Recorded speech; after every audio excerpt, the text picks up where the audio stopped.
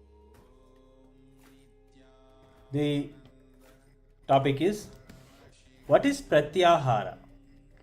As we're learning from the Yoga Sutras today, Pratyahara, just like a tortoise or a turtle can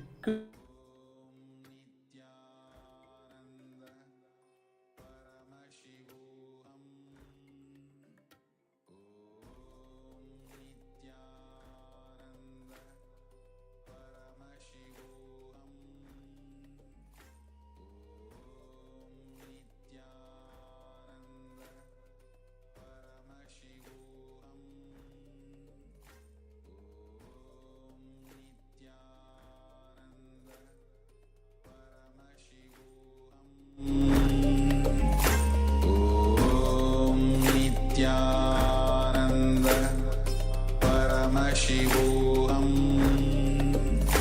Om Nithyananda Paramashivoham Om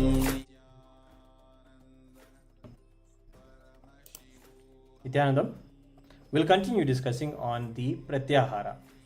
Just like how a turtle or a tortoise can pull its limbs within itself, so the yogi should withdraw his senses from the sense objects. The tortoise is said to be the best among the animals. He can draw all 5 of his limbs within himself, within his shell. The yogi should also withdraw his 5 senses from the sense objects as the tortoise does. Pratyahara is the space where all the outward going senses shift towards the inner world. So Swamiji explains that when the Kundalini is awakened, the senses take a shift. There is no longer anything ordinary.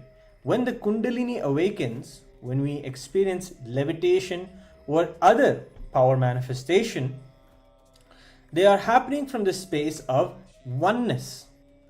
There you will automatically experience Pratyahara. Pratyahara happens during the asana practice as well as during the pranayama, where the yogi remains centered away from the fluctuating experiences from the senses. It is an attitude to cultivate during the entire practice. But when the Kundalini is awakened by the master, Pratyahara happens automatically. Pratyahara means detaching oneself from the unconscious actions and strengthening what you need to cause. Pratyahara is not being forced to take away the decisions by the body fluids, whether it is anger, lust, fear, greed, or attention seeking. For the male hormone, it is the lust. For the female hormone, it is the attention seeking. So you don't make, and you are not forced by the bodily fluids or the hormones to make a decision, and do not be subscribing to that force is the practice of Pratyahara. So the man who makes subtle decisions not influenced by the body fluids or the mental pattern and the setups created by the body fluid is a yogi, and this capacity is called Pratyahara. So the Pratyahara, as we are understanding, that all our senses, when we go through the various mood swings or whenever there is a chemical up and down happening in our body, it affects our decision making capacity. It affects the way we are taking decisions, making decisions, or taking the actions. So avoiding all that or not taking decisions based on or created by these mood swings or the mental ups and downs is what makes us what is the Pratyahara. So when we develop that capacity to be in a space where we are not affected by all these things is the Pratyahara. So Pratyahara is withdrawing from the things which distract us from the cosmic experiences. So all these things, whenever we are making decisions out of reactions or chemical ups and downs happening or hormonal imbalances, all these decisions and the actions based on those decisions always distract us or take us away from the various cosmic experiences. So by Pratyahara, the yogi maintains himself completely free from the negative thoughts and the vices. This is from the Sarvanyanattara Agama. And Vasana, then there is another definition called Vasanas.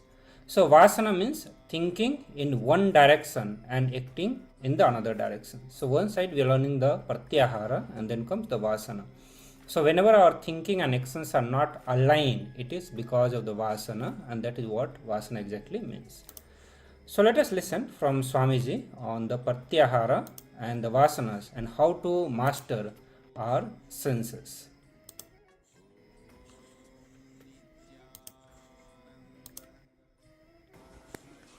Sadashivasamarambham Shankaracharya-madhyamam Asmadacharya-paryantam Vande Guru Paramparam.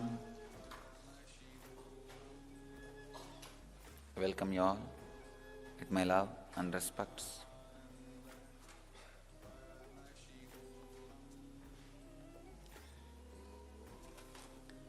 I welcome all the devotees and disciples who are sitting around the world at this moment.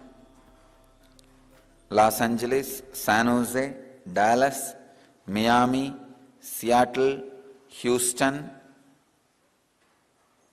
and few more cities and countries are online with us live.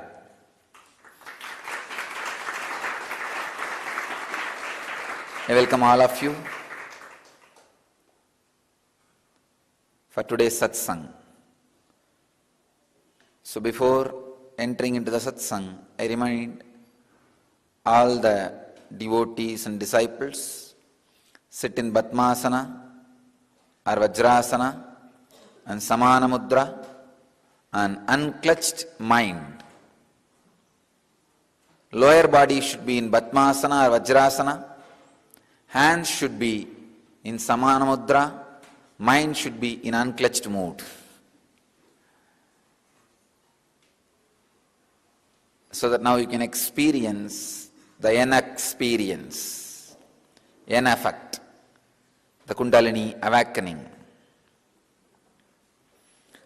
Today, 106th Patanjali Sutra, in second chapter, 55th verse.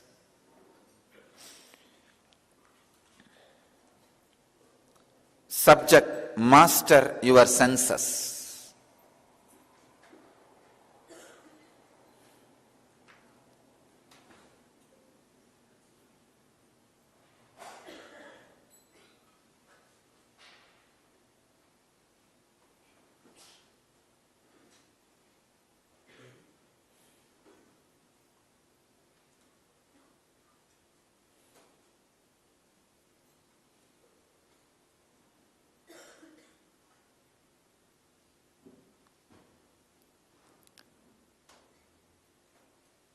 Senses are the door through which you experience not only the world, even the identity you carry about you.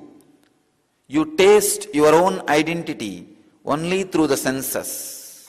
Please understand. Even the identity you carry about you, you taste only through senses. Mastering your senses means mastering the identity you carry.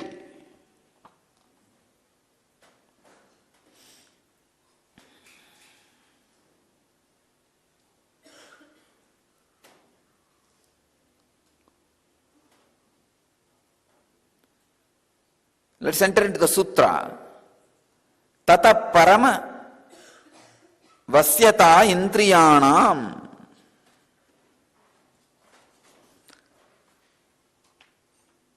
Swami Vivekananda translates this sutra as, thence arises supreme control of the organs.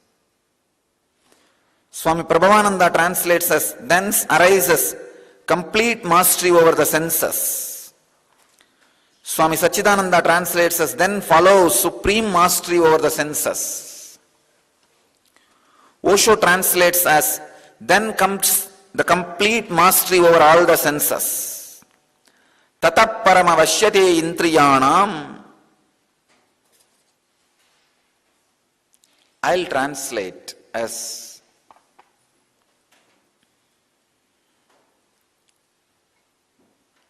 then comes the senses being attracted, digested, dissolved or absorbed into the Supreme. I have my own way of translating. Through my translation, I give the intention of Patanjali. What Patanjali intends to express through the sutra.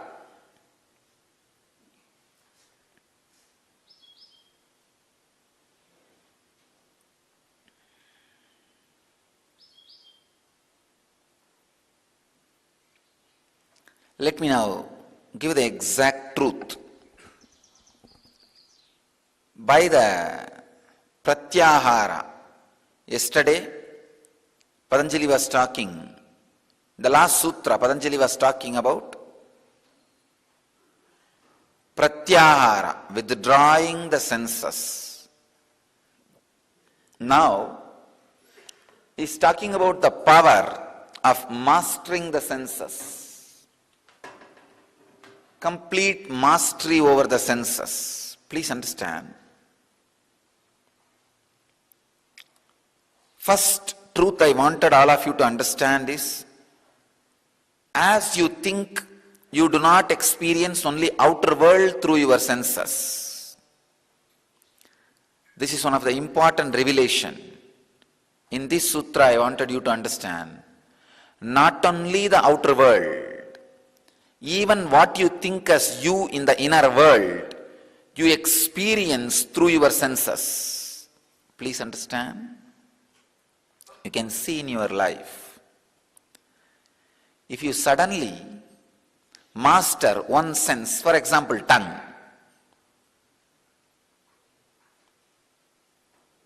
Suddenly, due to some reason, you have mastered your tongue by mistake. And you reduce the quantity of the food and increase the proper quality of the food. Please understand. Our main problem is reduced quality, increased quantity.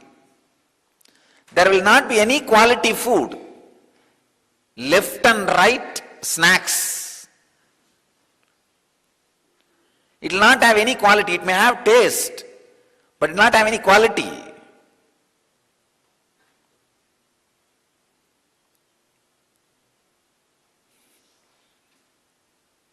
And you don't even know the ingredients of that food.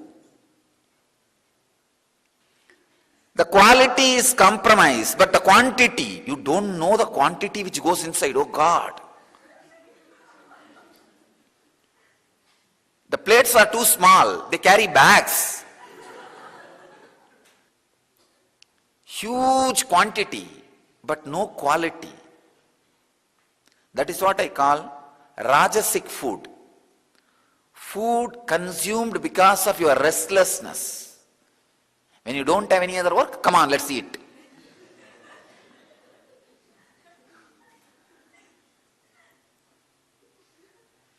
If you have mastered even your one sense, now I am seeing the whole ashram, I am seeing, when I changed the understanding about food and everybody has fallen into the routine of the 2 meals a day, immediately you will see, not only you are mastering your senses, your understanding about you suddenly changes.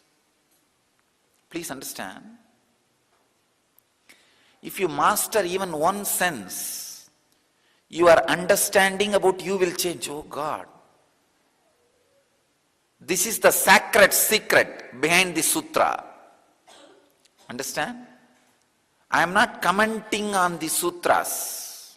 No. I am revealing the sacred secrets behind each sutra.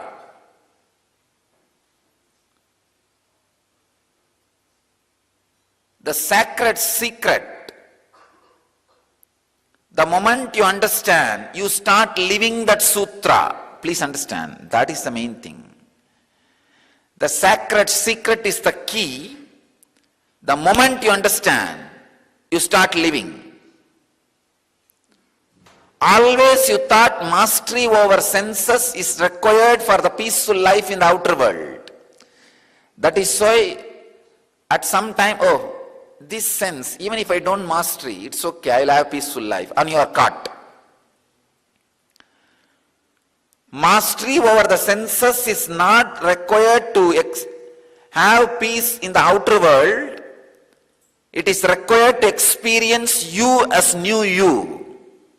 I have seen in thousands of seekers' life, when they master one sense or one habit, I've seen in our own ashramites and brahmacharis' life, earlier the amount of food they consume and the worst quality, anything available in the street, any color, any ingredient, car will stop. And you know why? Whenever I used to travel, I'll see except my car, all cars will suddenly disappear.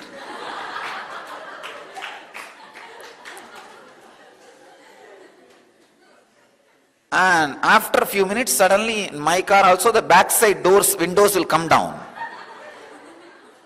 And some cars will be coming very closely parallelly, and from that car to this car some packets will be thrown. And I'll be in Ananda Sayana. And still making these guys believe I am sleeping. And from behind some gadamuda, gadamuda, gadamuda sound will start. Gak, bak, bak. And will go on for 6-7 hours.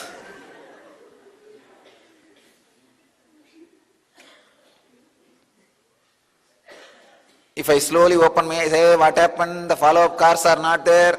They stopped for fuel, Swamiji.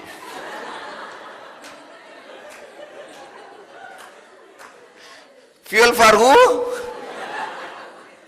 Nobody knows. And then this crew travels with me. Suddenly they wanted caravan. I asked why? Because we need bathroom inside. See, when you consume too much, you need to stop. Because I don't eat anything in between, I don't stop. So the fellows in my car,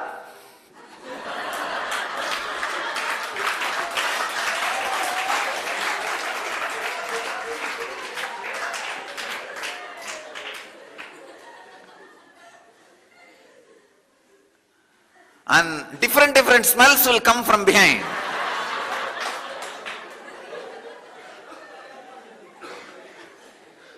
First it will be some snacks, then it will be some juice, after that some bottle opening sound, some covered seal opening sound, then different opening sound. That is the time I will wake up and lower the glass for the fresh air.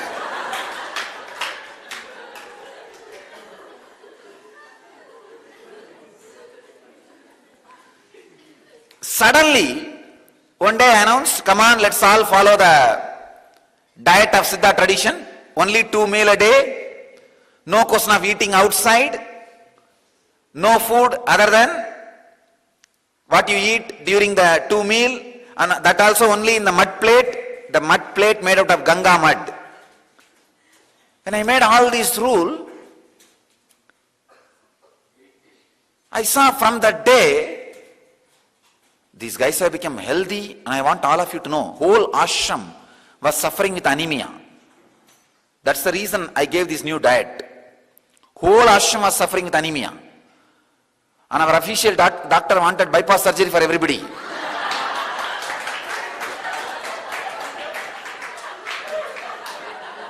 She wanted everybody to be hospitalized. Admit all the people in the ashram in the hospital. And start bypass surgery within half an hour. I asked, what do you mean? No, if you don't start within 30 minutes bypass surgery, I don't know what will happen.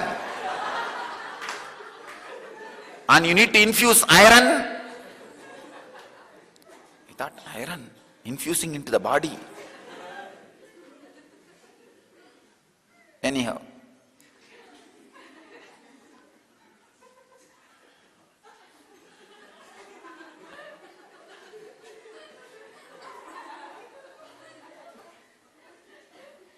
And already she has taken few brahmacharis and brahmacharinis to the hospital. And they are all coming with some big bandage this side, that side, some infusion, so many things already started. All I did is just stopped this snacking habit and made it into 2 meals, reduced quantity, increased the quality of the food. The neem juice in the morning, night, 250 ml milk with a little camphor, the traditional camphor, unprocessed camphor. That's it. 48 days, the whole ashram is out of anemia. Everybody has become all right. Please understand, it is not that only the outer world conditions or outer world understandings about the senses has changed. I can see they started having new respect about themselves. The identity, the idea they have about themselves has suddenly changed. Wow. We can master our senses. Then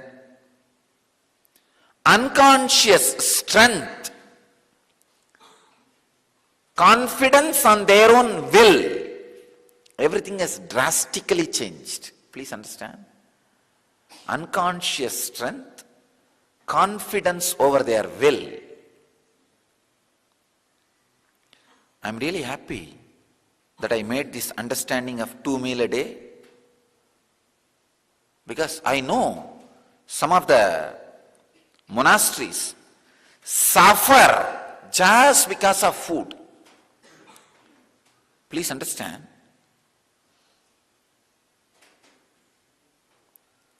Having loose Manipuraga is much worse than loose Muladhara. I think you understand. At least loose Muladhara gives you some suffering in turn. And your body and mind understands, no, I need to control. But this loose Manipuraga, you never understand. I have seen in some of the monasteries so much of perversion just because of the food. Food is an alternate for sex. When the sex is suppressed, come on, eat left and right. From morning till night, their mouth will be open either for talking or for eating. That's it. If you are not talking, then eat.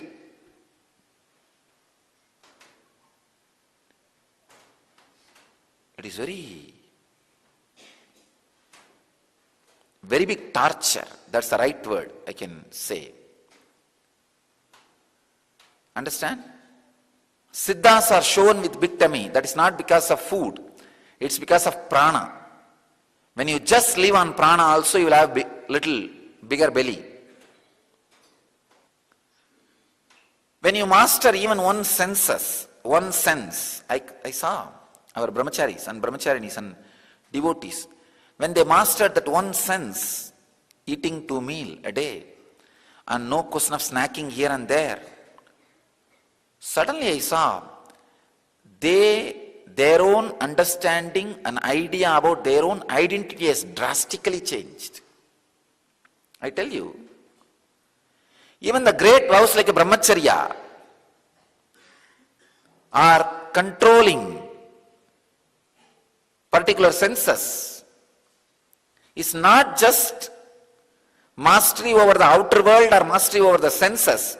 The very idea and identity which you carry about you will be transformed. That is why I do not want to translate that word vashyata, a technical term in this, keyword in this sutra, as mastery or obedience. I can say vashyata means just getting dissolved, absorbed. Vasya does not mean somebody masters you. No. You just surrender into that sweetness. Parama, when the ultimate opens up in you, when the inner light awakens in you, when the peace and joy of unclutching is experienced in you, when the Kundalini is awakened in you, all the senses just relax themselves into the sweetness of Parama. Parama Vashyata. Vashyata does not mean you going and mastering it. They just relaxing and surrendering it.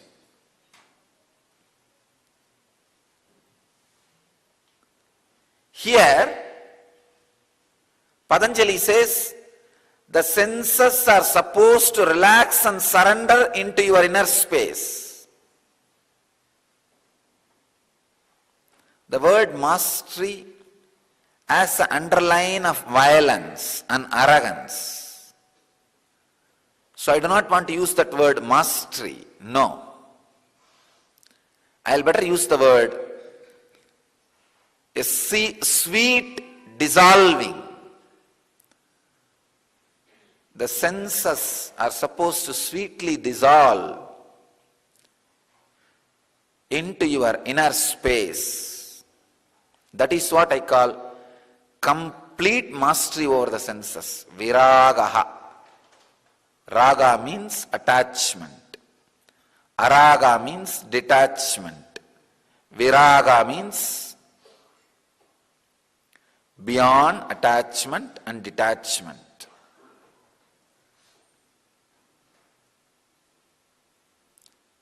It is not like you will control your senses with difficulty, will. No. It is not that you will fight with your senses. It is like trying not to remember the monkey, but whole day except monkey you will remembering. If you try not to remember the monkey, you will not remember anything except monkey. That is not vashyata. Suddenly, just by the simple flow, your mind dissolves into that sweetness, into the sweet energy. Understand? Continuously unclutch, unclutch, unclutch. Try to master even one or two senses. When you master even one or two senses, the idea you carry about you will change. The identity which you carry about you will change. Mastery over senses is nothing to do with the outer world. It is something to do with the inner world. When your idea about your senses change, suddenly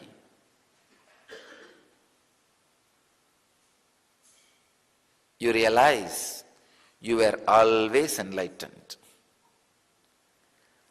The idea you carry about you need to be changed. That is the essence of the whole life. Somehow by mistake, you have taken the misidentity, wrong identity.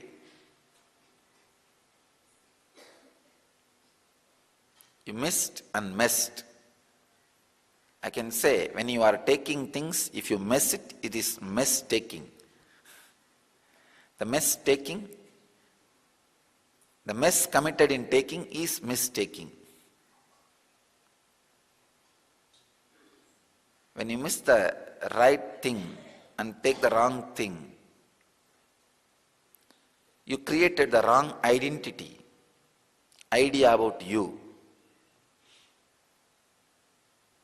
I've seen when you do yoga or intense samana yoga, weightlifting and all that, first few days it will be very difficult. But once you start doing a month or two, once you master your senses, suddenly you will see that idea which you carry about you completely changes. It is just totally different.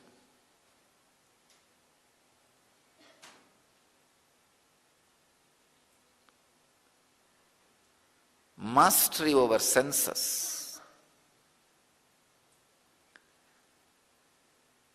Abide more and more into the Parama, means the Kundalini experience, unclutching experience, the Vashyata, Indriyana, the senses dissolving into the ecstasy of that inner space will happen. So all you need to do, reside more and more in the unclutched space. Your senses will get dissolved into that sweetness. So the supreme mastery over the senses happen in you.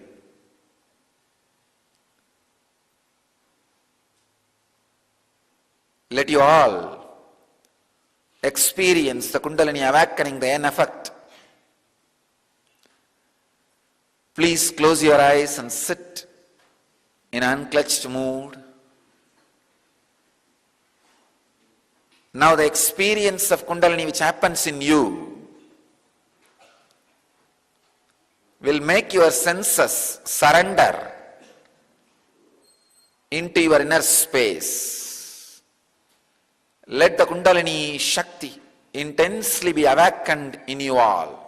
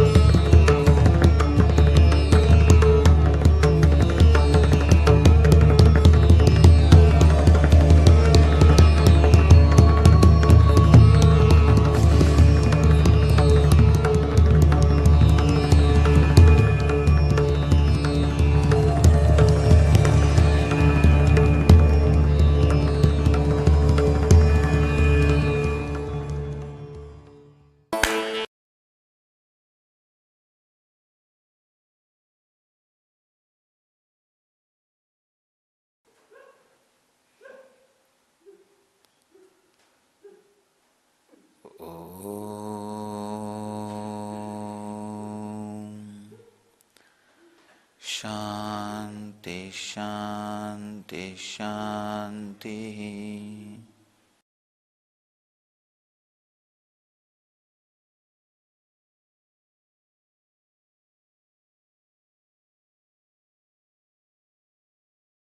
Paramashivoham Om Nithyananda Paramashivoham Om Nithyananda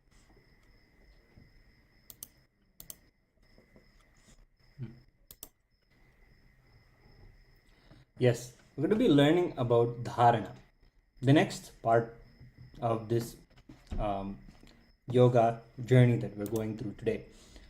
The dharana is actually many of the sutras that we are seeing when they're coming from the Vijnana Bhairava Tantra are specifically dharana procedures. So let's see one example of a dharana. Yatra yatra manoyati brahmanastatra darshanat manasadaranam chaiva dharana sa paramata. Whenever the mind goes, there it sees only Brahman, the ultimate consciousness. This single pointed concentration of the mind or dharana is considered the transcendent concentration. Dharana. Beautiful. The word transcendent concentration is used.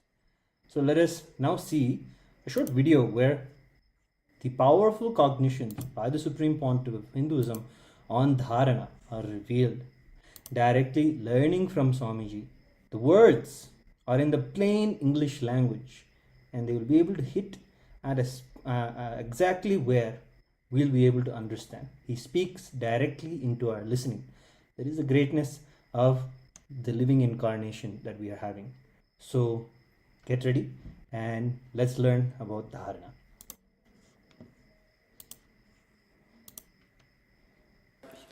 In our sampradaya, in the Vedic tradition, you have freedom to translate and interpret, comment as you experienced. So each master gives his own understanding, experience, and expression. But still, the original sutra remains as pure as it was expressed by Patanjali. Tat api bahirangam nirbijasya. I'll try to give my own understanding, my own experience on this truth. Till last sutra, Patanjali was explaining how yama, niyama, asana, pranayama, pratyahara, dharana, dhyana, samadhi, these 8 are deeper than the earlier ones. Yama is understanding about the law and the power which executes the law. Niyama is raising the coherence of your consciousness to the cosmic consciousness. Asana, aligning and preparing your body for the cosmic experience. Pranayama,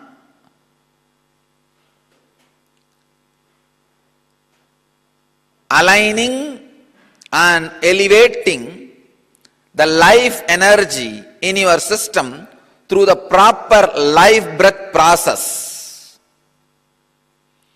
Pratyahara, withdrawing from the things which distracts you from the cosmic experience. Dharana, centering on the great truths which leads you to the cosmic experience. Dhyana, merging or becoming one with that cosmic experience. Samadhi, completely experiencing the non-return zone, the space where you do not get separated or you do not come back. Patanjali was explaining in all these sutras how every step is deeper than the previous one. As I was telling yesterday, The difference between pratyahara and dharana is not just quantity, it is qualitative. Please understand. Do not think if you do 2 hours of pratyahara, it can lead to dharana by itself. No. Pratyahara and dharana are not just quantitatively different, they are qualitatively different. So the quality which you need to add for you to move from pratyahara to dharana is what I call sacred secrets. As I said yesterday, from pratyahara, for you to move to dharana, the honesty to the identity which you believe as you. Please understand, whatever you believe as you, whatever position you hold in your social life, family life, personal life, spiritual life, whatever position you take up, whatever commitment you accept, be honest to it. If you are not able to be honest to all the identities you are committing, at least prioritize and drop the identities which you are not able to fulfill. Do not accept. Understand? Very beautifully Ramakrishna says in his life, in his teachings, life is an accounts. Always be ready when Yama calls you. He says, if Yama calls me now, I have no balance. Clear. Maintain your life with clear balance means any identity you accepted, you are completely taking responsibility for it. If you are not able to take the complete responsibility, don't assume that identity. Ability to renounce, give up the identity which you are not able to fulfill is vairagya. Naturally, when you give up few identities because you are not able to fulfill those commitments, you will have some suffering, you will have some drawbacks, you will have some missing feelings. Bearing with that is tapasya. Please understand. So prioritize the identities which you are assuming in your life. You may be assuming the identity of a wife or husband. You may assume the identity of a son or daughter or father or mother. You may assume identity of a disciple, or you may assume the identity of a brahmachari. You may assume the identity of grihastha. You may assume the identity of vanaprastha. You may assume the identity of a sannyasi. You may assume any identity, but be very clear, honesty to that identity completely, to the core. This is what I call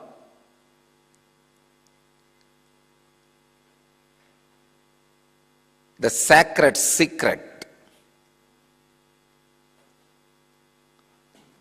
Honesty to the identity moves you from pratyahara to dharana, because controlling the mind is not a job like how you control the monkeys. If you want to control the monkeys, put all the 25 monkeys into a cage and lock it over.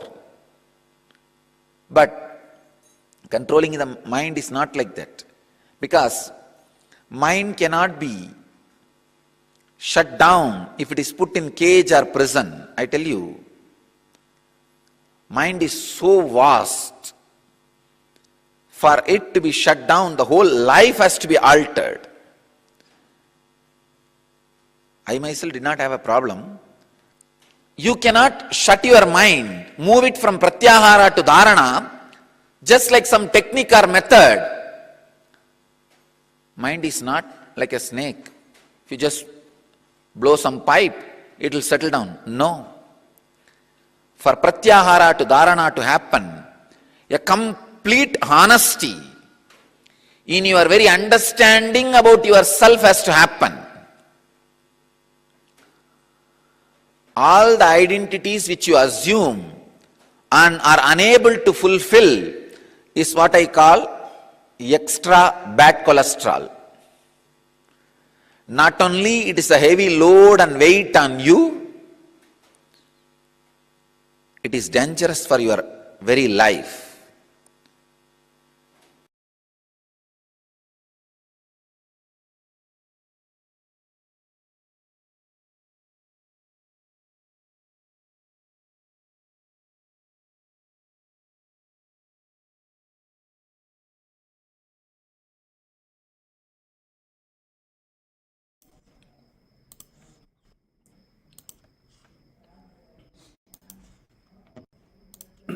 Beautiful. What a precise definition he is giving and taking us deeper and deeper into this yoga journey. We're really able to feel the pulse of how in-depth knowledge Swamiji has in yoga. From an experiential understanding, you can now understand how he is really the source of yoga itself, Paramashiva. So in the dharana, when the concentration is flowing in one direction without obstructions, that is when dharana is happening.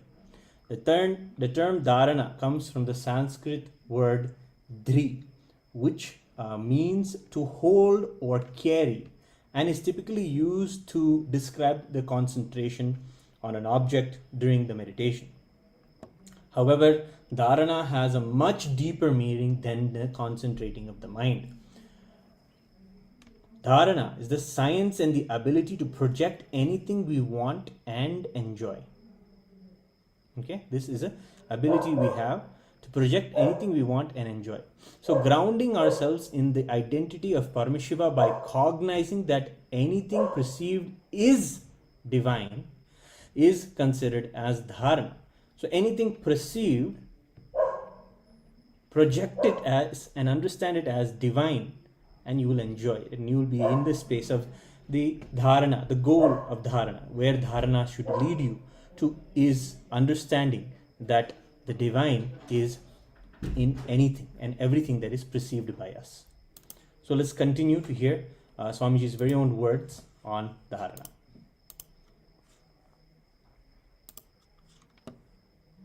Assume and are unable to fulfill is what I call extra bad cholesterol.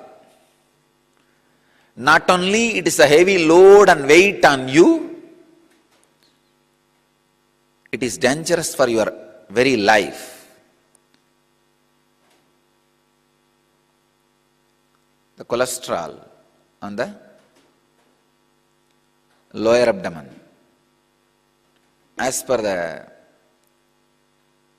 research, Indians die 3 years, means 13 years early, just because of their belly cholesterol.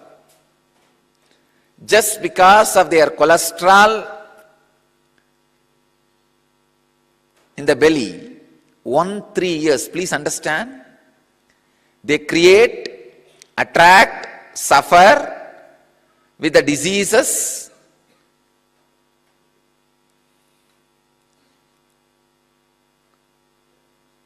and die 13 years early just because of their stomach cholesterol, belly cholesterol.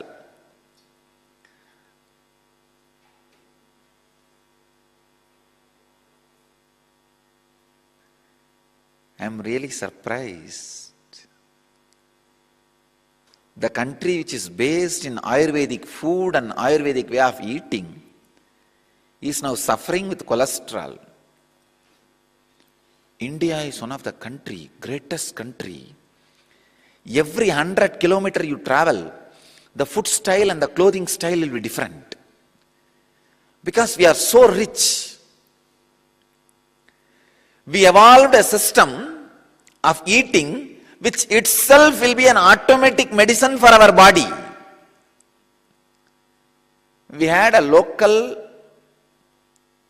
intelligent village doctors who study the quality of the local water, quality of the local food, quality of the local body, quality of the local lifestyle, quality of the local air, and design the food, method of dressing, everything based on that. If you just, see, if I just write down all the varieties of food I ate in my wandering, I can say at least 10,000 recipe I can create. 10,000 variety of food I ate in my wandering. You may be thinking, what am I talking? No, really, I'm telling you. Because in India, maximum 100 kilometer, any one food or clothing system will be followed. I'm giving you the example from here. Go towards Tamil Nadu, 100 kilometer, completely food, cloth, everything is different. Go northern Karnataka side, 100 kilometer, food, clothes, everything is different. Go this side, Chittoor side, 100 kilometer, food, clothing, everything is different. Go Kerala side, 100 kilometer, food, clothing, everything is different. India is a rich country where the food, clothing, everything is designed, developed by the intelligent, spiritual understanding people with spiritual understanding, especially for the complete health and wellness, fulfilling the identity which you assume and renouncing the identities which you are not able to fulfill is what I call standing on Satya, that is responsible for you to move from Pratyahara to Dharana. From Pratyahara to Dharana, to move, a complete alteration of lifestyle is required. Please understand. Lifestyle alteration is required. Till Pratyahara, it is more or less like exercise. That is why all over the world, only till the point of Pratyahara, it is preached and practiced as yoga. All over the world, anywhere you use the word yoga, immediately they only know some exercises, stretching out your body front and back and blowing your nose in the name of pranayam, breathing exercise, and maybe little 10 times chant Om, Om, Om, that's all. That's all they know about yoga. It is reduced to some circus and exercise. Till these steps, you don't need lifestyle change. You don't need to be vegetarian. You don't need to be honest. You don't need to be doing any special lifestyle changes. You can just be as you are, what you are, and who you are, and just do a little makeup on the skin. It's enough. There will not be any bheda between your earlier identity and new identity. But in Dharana, you need to change your whole system. The whole body and mind needs to go through a change, a lifestyle change. That is why when it comes to Dharana, the so-called yogis all over the world say, oh, now enough, I think. No, now it is a religion part. We are not interested in religion. We are only interested in spirituality. And teach this. Till the end of Pratyahara, you can also make money. They are also happy. You don't touch me, I don't touch you. You won't hurt me, I won't hurt you.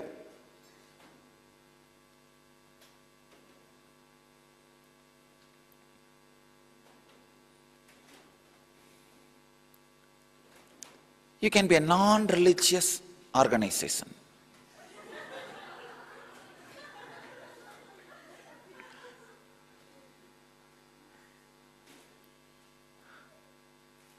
But the real yoga is in dharana, dhyana, samadhi.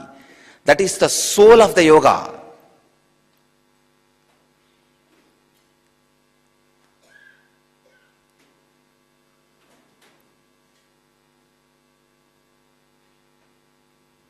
For that, you need lifestyle change. Your core need to be changed. Yoga is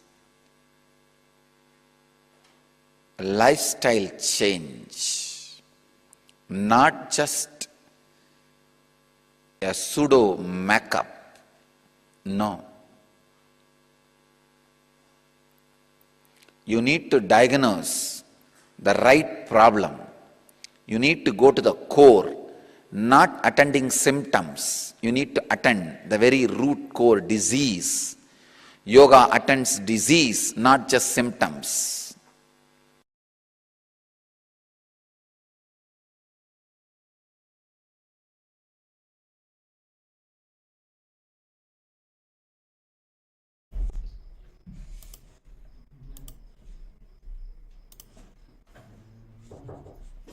Yes. Dharana means centering on the truths which lead us to the cosmic experience. When you are aware, what your mind expresses is creativity. It creates life. When you are in dharana, it not only manifests the life of whatever you want, but also on whomever you want. So when we enter into dharana through the Kundalini awakening given by Swamiji, whatever we express in our mind manifests into our life. Through dharana, we become kalpataru, a wish-fulfilling tree. The superconscious state of dharana has a highly raised mitochondria level. Yes. So now we are going to practice one of the meditation technique to manifest the power of dharana or manifest dharana in ourselves. So as just now we saw that dharana is one of the technique through which you can actually manifest the other's reality and you can manifest your own reality. It literally makes you kalpataru, a wish fulfilling tree. So let us get into this practice, one of the very powerful technique. And in this process, we'll get empowered by a mystical technique to penetrate into the other's consciousness so that they will listen to you and they will listen to you beyond your logic. So this is dharana technique to speak into the listening of the people to make them cause your reality and their reality. So through this technique, you can cause others' reality and you can cause your reality too. It's a very, very powerful energy space creation inside you. So this is a 3-step process and I request all the participants, we are going to practice this technique now itself. And in the first step of this technique, you are going to choose one person into whose listening you want to speak. Other person whose reality you want to cause. So understand, you have to come from the context that you are going to cause others' reality. So not that you are just going to be making others do what you want, but rather you are centered on this context that you are causing others' reality. So please pick up one person in your life whose reality you would like to cause.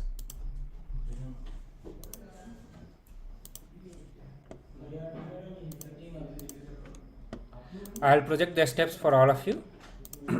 Yes. So now you can see the steps. We'll do one by one.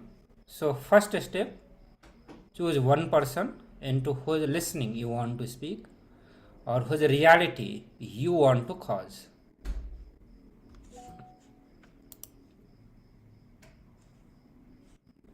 So once you have chosen the person, we'll get into the second step and choose the instructions of the ideas you want to speak. Pen down the exact words you want to tell them. So you are going to be speaking into their listening and for the purpose of causing their reality and causing your reality. So whatever you want to talk to them, whatever you want to tell them, to cause their reality and your reality. Please pen it down, write it down. Write it down, every single word that you are going to be speaking to them, so that you can cause their reality and you can cause your reality. So please pen it down. We'll give you a few minutes for this.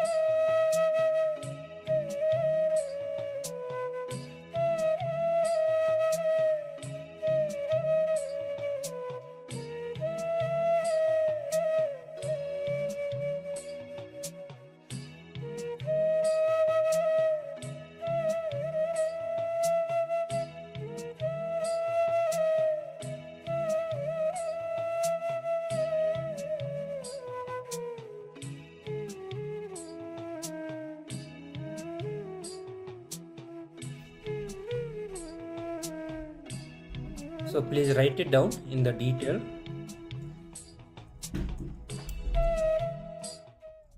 Whatever you plan to speak to the person, so that you can cause their reality, you can manifest their reality.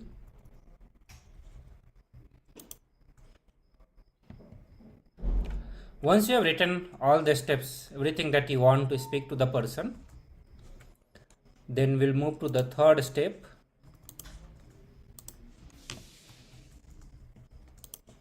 And in third step, we are going to do the process. So you are going to pick up a mirror and invoke the person inside that mirror.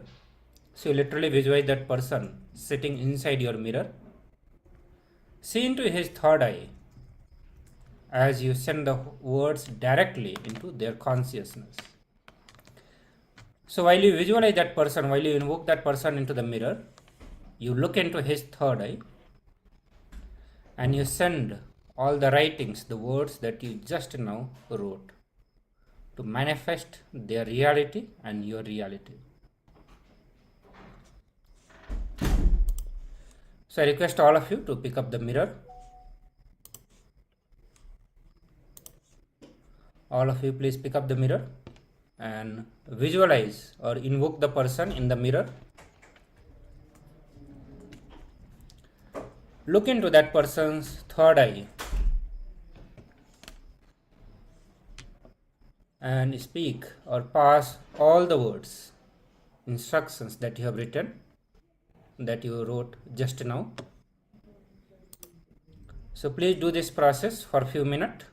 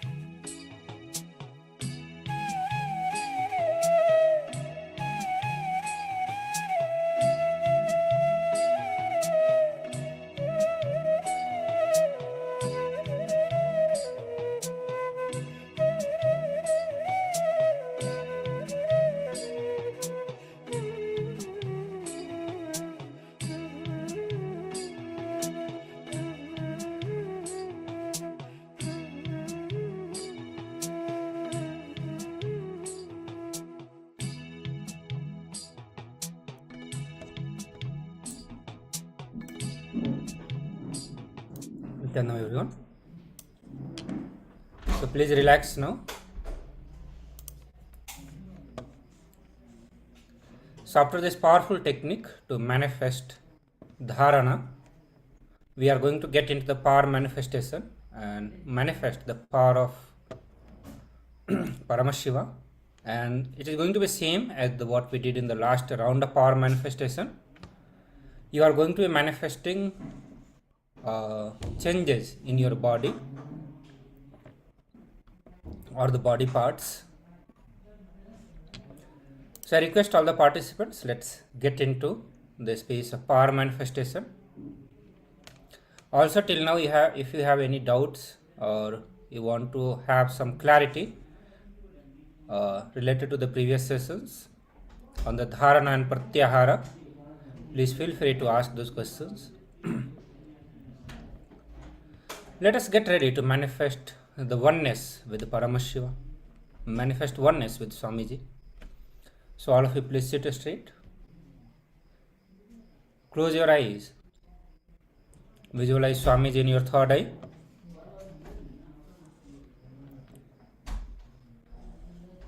So please first create the desire, make the decisions what body part or the aspect you want to change. It could be changing the hair color, shape of your body parts, or reducing the fat. So any such thing you can make the decision.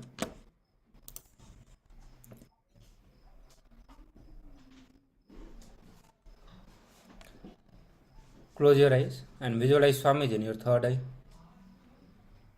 Chant Mahavakya intensely and loudly.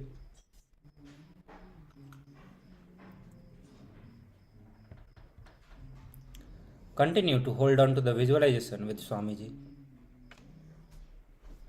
to manifest oneness with Swamiji.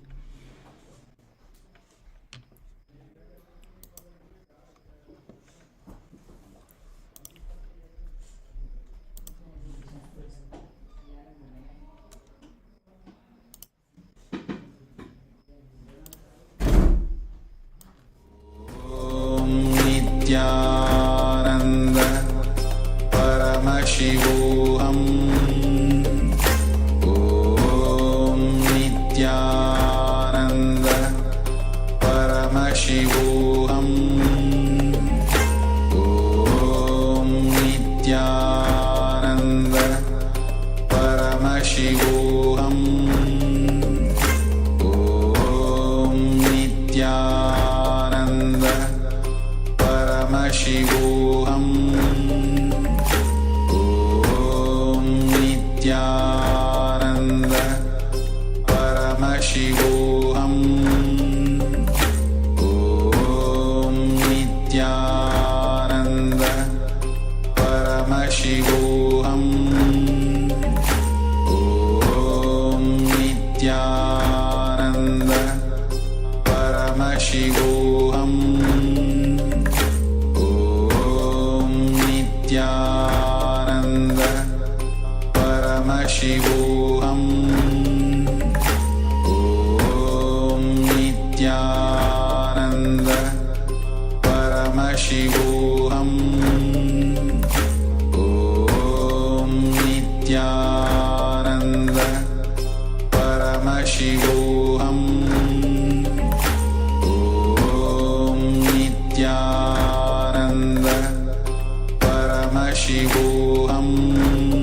Paramashivoham Om Nithyananda Paramashivoham Om Nithyananda Paramashivoham Om Nithyananda Paramashivoham Om Nithyananda Paramashivoham Om Nithyananda Paramashivoham Om Nithyananda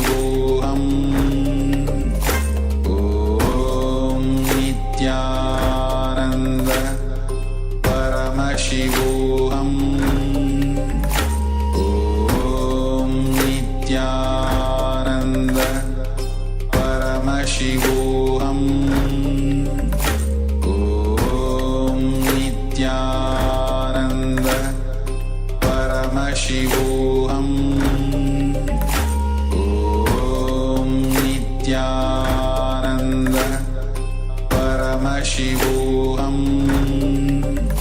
Om Nithyananda Paramashivoham Om Nithyananda Paramashivoham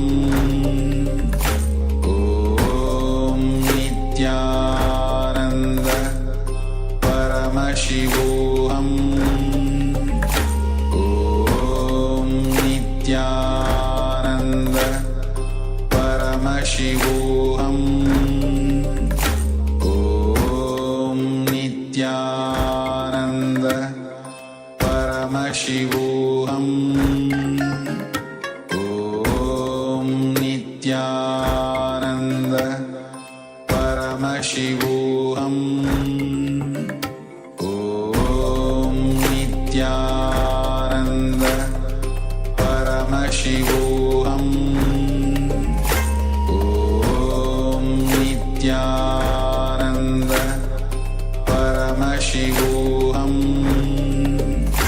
Om Nithyananda Paramashivoham Om Nithyananda Paramashivoham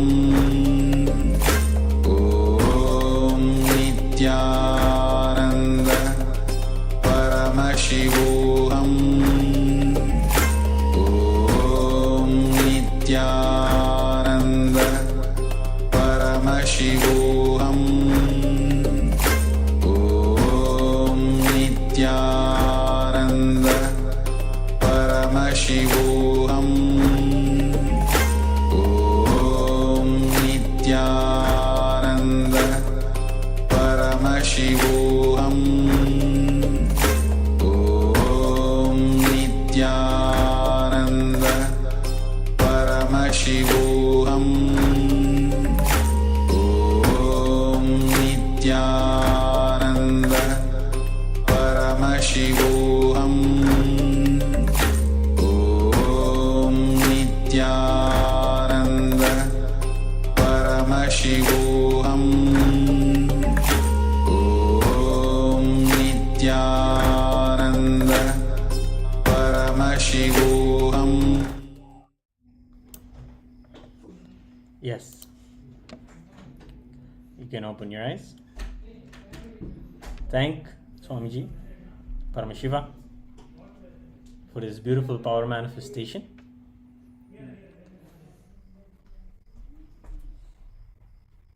Yes, if you have any questions, any sharings that you have related to what we've discussed, or anything that you wanted to share about the power manifestation, you can go ahead and share immediately. Thank you all for joining. We'll have the continued session after a short break from the next acharyas. Thank you. Nithyananda. Om Nithyananda Paramashivoham Om Nithyananda Paramashivoham Om Nithyananda Paramashivoham Om Nithyananda Paramashivoham Om Nithyananda Paramashivoham Om Nithyananda Paramashivoham Om Nithyananda Paramashivoham Om Nithyananda Paramashivoham Om Nithyananda Paramashivoham Om Nithyananda Paramashivoham Om Nithyananda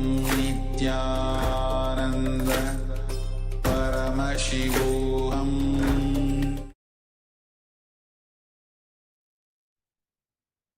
Nithyanandam Paramasukadam Kevalam Jnanamotim Dvandvatitam Gagana Sadisham Tattvamasya Laksham Ekam Nityam Vimalamachalam Sarvadi Sakshi Bhutam Bhavatitam Trigunarahitam Sadgurun Tam Namami. Nithyanandam, everyone. Nithyanandam, everybody. In this very powerful day where we are learning about the Ashtanga Yoga, the teachings of the great Patanjali, let us now move into the next segment, the next pillars of the teachings, which are dhyana and samadhi. Dhyana is a Sanskrit word meaning meditation. It is derived from the root word di, meaning the mind, and yana, meaning moving. The Supreme Pontiff of Hinduism explains that dhyana is not concentrating on one object. Dhyana is raising your frequency to attain a certain level so that the object on which the meditation is happening and the meditation both lose their boundary and become one. Meditation, for example, on a piece of cloth, to where the mind and the object lose their boundaries, become one, and disappear into the source from where they both arise. Dhyana. Dhyana does not involve seeing colors and light, hearing music, or sensing the presence of the divine. Dhyana is not having supernormal experiences. While aspirants may have these experiences, this itself is not meditation. All experiences are of the mind, and dhyana can happen only when you drop the mind. Meditation is not an escape from life. In fact, meditation is intimately connected with life. The Supreme Pontiff of Hinduism says that consciousness spiraling outward is life. Life spiraling inwards towards consciousness is meditation. Meditation is a continuous evolutionary process, each experience taking us to the higher levels of awareness and understanding, while clearing away the mental garbage of many lifetimes. One can meditate on anything, and if the boundary is lost, even enlightenment can be experienced. The Supreme Pontiff of Hinduism had his first enlightenment experience, happened at the age of 12. He was playfully experimenting with a simple technique of trying to find the source of his thoughts. He noticed that something opened up inside him, which resulted in an experience that was far beyond the scope of his two physical eyes. Today, we are able to understand that what the young avatar had was a spontaneous awakening of the third eye and the experience of Advaita, oneness with the whole. As the Supreme Pontiff of Hinduism explains, during dhyana, not only the mind, but also the object on which it has been meditating loses its boundary and becomes one with the source from which both have arisen, resulting in intense joy, peace, and bliss. During this experience of oneness, the qualities of the object of meditation manifests in the one meditating. That is why it is so important to meditate on a source of higher energy, like a deity or guru. The attainment of the supreme state, space, and Shakti, so Paramashiva himself, is the fruit of meditation. Initiated citizens of the United States of KAILASA practice dhyana by visualizing the laughing face of the master in a special point between the navel and the solar plexus called Ananda Gandha. By entering a state of oneness with the master, we are able to manifest yogic powers such as blindfold reading, remote vision, body scanning, levitation, materialization, and many more. Next is samadhi. Samadhi is a Sanskrit word describing a state of meditative consciousness. A yogi can attain it by the practice of dhyana. One becomes completely aware of the present moment. and the mind becomes still. Bhava Samadhi is a state of ecstatic consciousness that arises from a space of unconditional devotion to your chosen ideal. Bhava means mental attitude, feeling, emotion, and this state of consciousness sometimes spontaneously happens in us. Practicing the presence of God is the greatest, most powerful technique to put you in Bhava Samadhi immediately.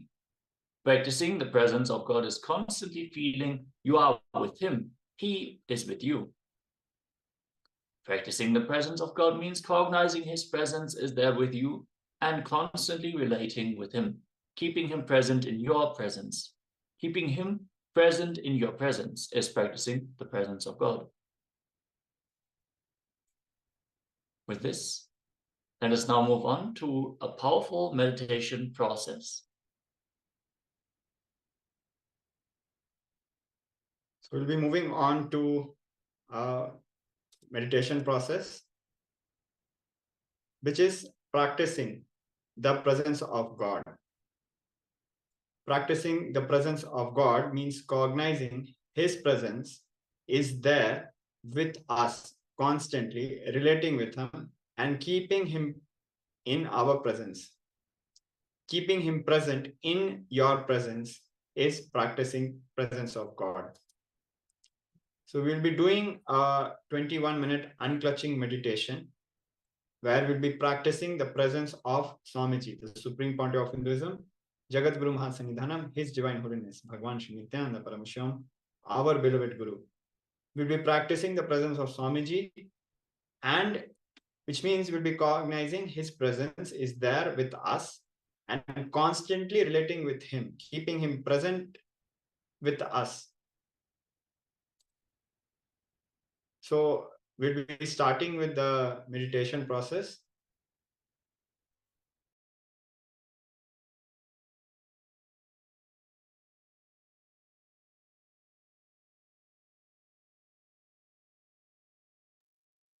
Yes, requesting everyone to please settle down and get ready for this meditation. Make sure you have your windows and doors closed so you're not going to have any interruptions. Tell your roommates and family, if you're living together with other people, that you're going to enter into a meditation, and request them not to disturb you in the next 20, 30 minutes maybe. Take a sip of water and then let us settle down for this meditation. I'm going to give some 2 minutes and then we are going to start into this meditation.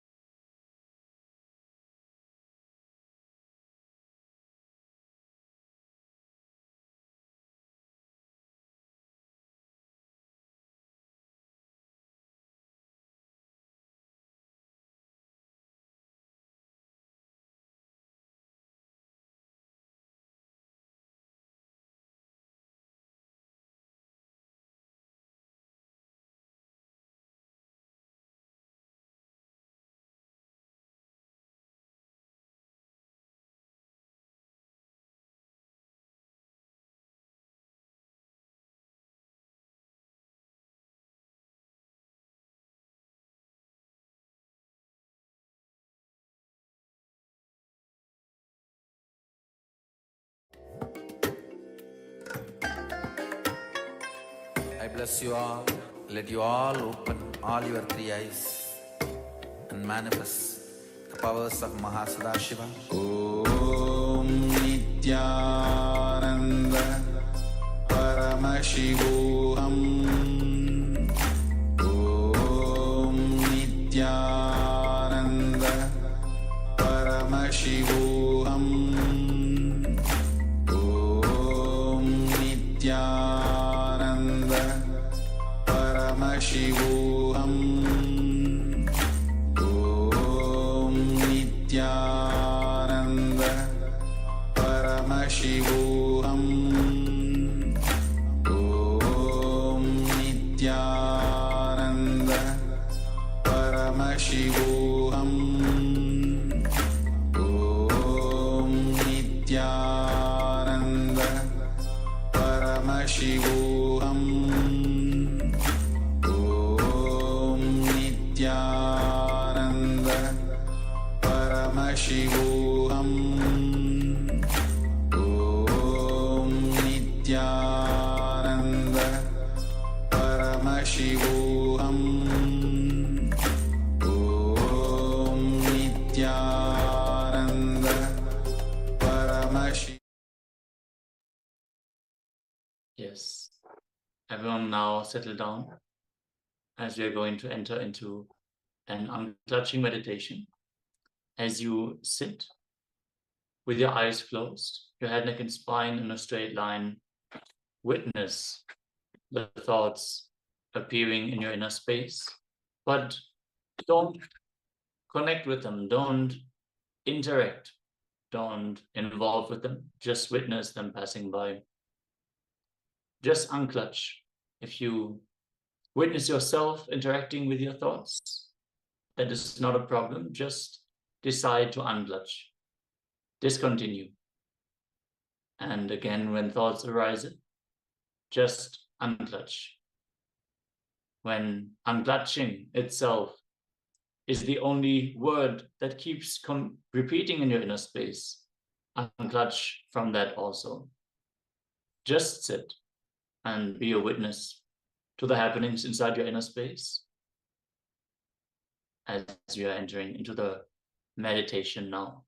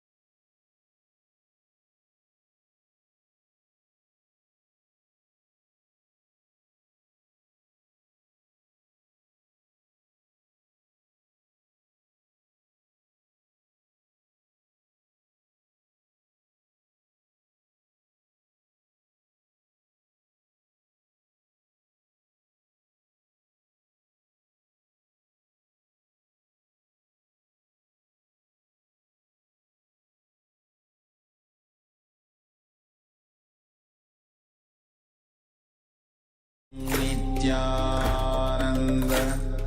Paramashivoham Om Nithyananda Paramashivoham Om Nithyananda Paramashivoham Om Nithyananda Paramashivoham Om Nithyananda Paramashivoham Om Nithyananda Paramashivoham Om Nithyananda Paramashivoham Om Nithyananda Paramashivoham Om Nithyananda Paramashivoham Om Nithyananda. Yes. Now that we all entered into the deep unclutching, we're going to enter into the preparation for a powerful transformative process, which is called Chit Jata Kranti, the transformation of the very DNA. Just sit with yourself, keep your eyes closed. No need for any meditation now or any mantra, just sit. This is a very powerful mystical process of completing with your very muscle memory and biomemory. All the habits like drinking, smoking, all this gets stored in your muscle memory. The patterns like depression, self-blaming, all this gets stored in your biomemory. The mixture of all these patterns is your biomemory. Your biomemory is your consciousness. The Supreme Pontiff of Hinduism will be guiding us through this process. He will be manifesting in us through various parts of our body. Traditionally, Dhruva grass is used in this process, where the master energizes those parts of your body by touching it with the Dhruva grass. For this process, you can use your Atmalinga, and if you do not have an Atmalinga, you can simply visualize how these centers are being energized. Please sit on the floor, tie your eye bands, or take an opaque cloth if you don't have eye bands available. Take a bunch of Dhruva grass in both hands and make it as 2 bunches. You can use your Atmalinga or even the power of your visualization. Now place both hands on top of your head. If you have the Dhruva grass, place both the bunches on your head. If you don't have, then use your Atmalinga or simply keep your hands on your head and visualize the purification in this process. Now declare with your integrity, authenticity, responsibility, and enriching, you are complete with all the muscle memory and biomemories related to your brain. Everything stored in your brain, all your incompletions, whether you know it or not, known or unknown, complete with everything. Whatever is stored in the brain, known or unknown, everything, complete with it.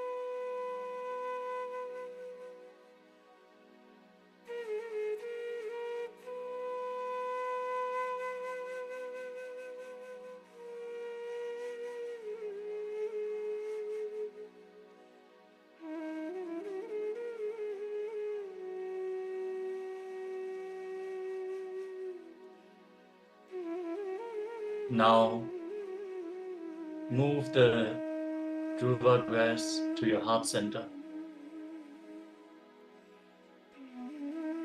Declare completion with all the incompletions related to your heart.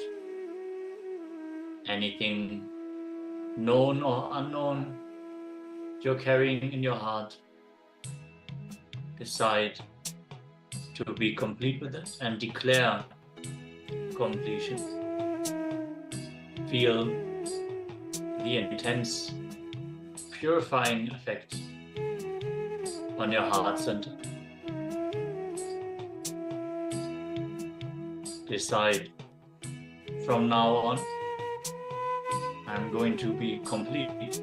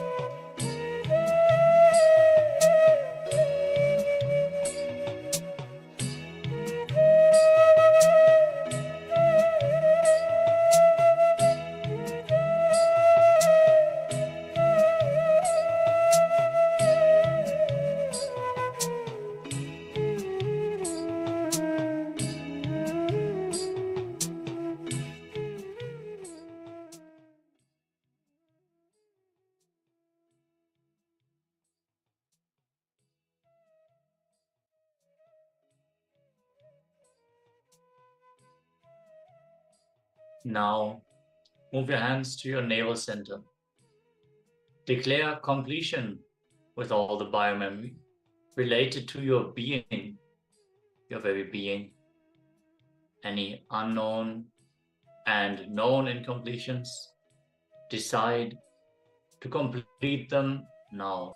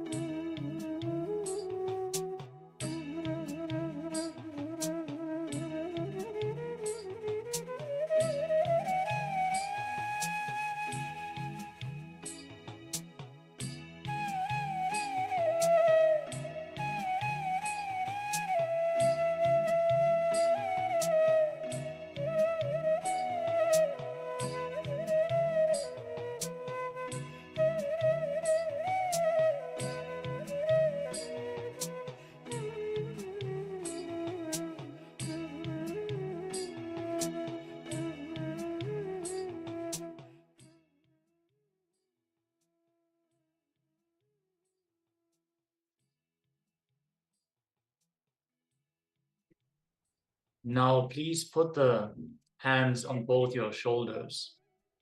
Keep the left hand on your right shoulder. Declare completion with all the incompletions, known and unknown, conscious and unconscious, stored in the muscle memory, biomemory, on both the shoulders related to your actions. Declare completion. Keep the right hand on the left shoulder and declare completion with all the known and unknown patterns stored in your muscle memory and your biomemory.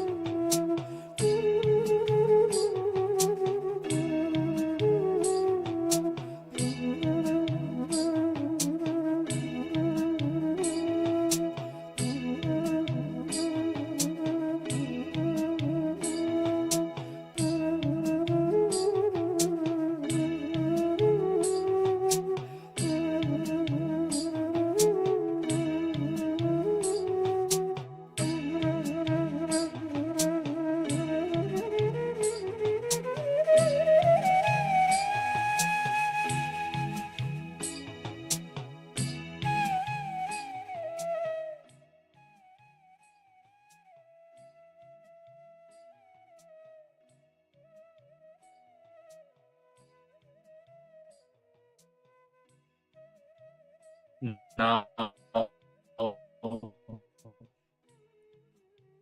touch both your knees, left hand on the right knee, right hand on unknown, unconscious incompletions stored in your muscle memory, biomemory in your knees.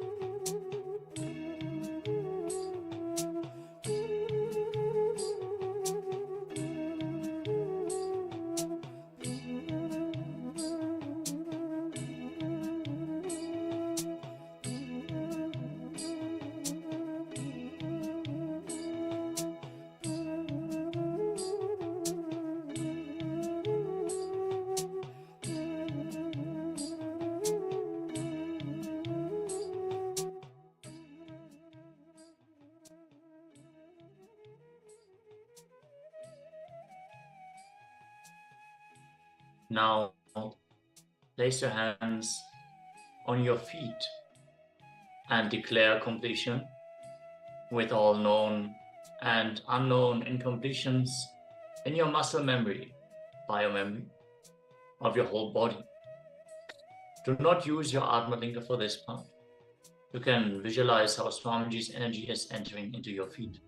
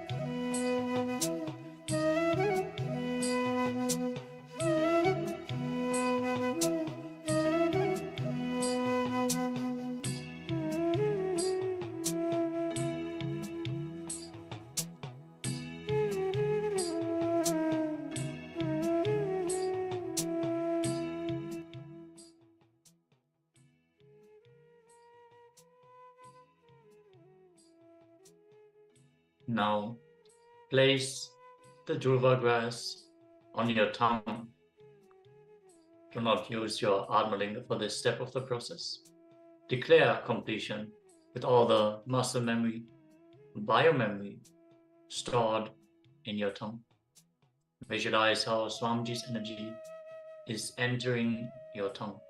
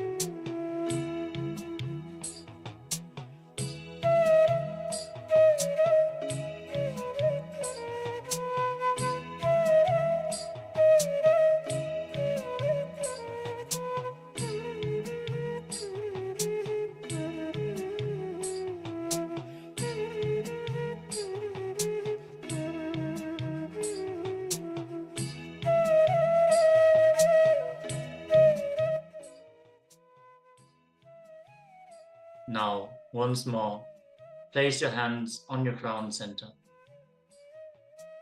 Declare completion with your whole body and mind. Declare completion with all the patterns related to the mind, the body, conscious and unconscious, in the muscle memory and biomemory and bioenergy. Declare completion.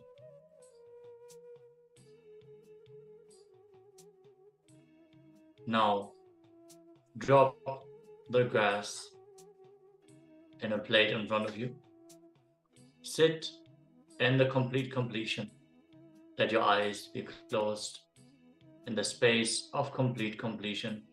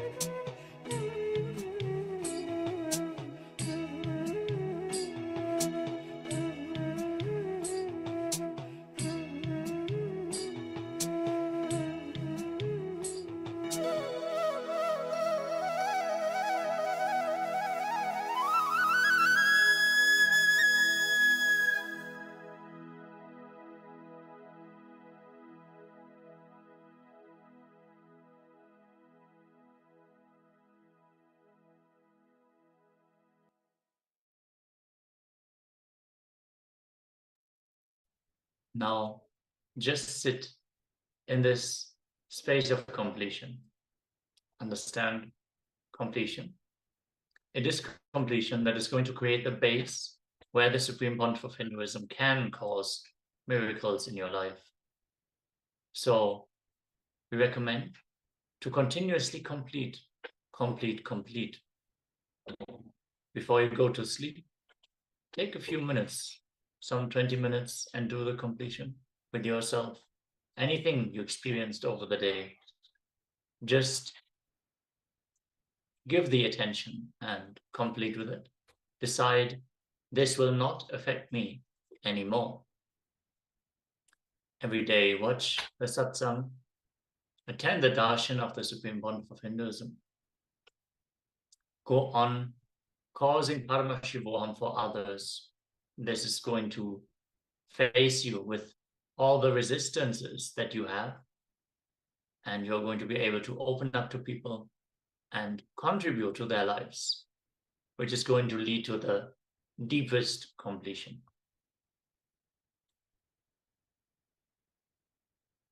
Yes. In this very powerful space, let us now get ready for the next round of today's power manifestation. As today we are sculpting our bodies, let us decide which aspect of our physical body we want to change in this round of the power manifestation. Requesting everyone to please settle down as we are first going to enter into the Shastra Pramana, the scripture reference for this power. The Shastra Pramanas from the Vijnana Bhairava Tantra, Sudra 48, Dharana 25. Dehantare tvak vikbhagam viti bhutam vichintayet nakinchidantare tasya dhyayan adyekya bhagavet. Visualize that your body is enclosed, supported by your skin surface, and there is nothing existing inside the skin. It is empty. By such restful awareness, one cognizes and attains the knower of the whole bodily substance, who is the source essence, Sadashiva, who cannot be known. Holding this powerful cognition that you are Paramashiva, you are the source of everything that is to be known, and the process of knowing itself, while he himself cannot be known. Hold this powerful cognition in your inner space and make the powerful declaration for the body part which you want to shift, be it your eye color, and change the length of your fingernails. You can change the tone of your skin. You can change the shape of your nose. Whatever you want to adjust, just sit and hold this intense declaration, the Sankalpa, as you connect to Swamiji in your inner space. The one who has already attained the state and space of Paramashiva. Connect to him in your inner space. Visualize his sweet smile and enter that space of oneness where there is no difference between him and yourself.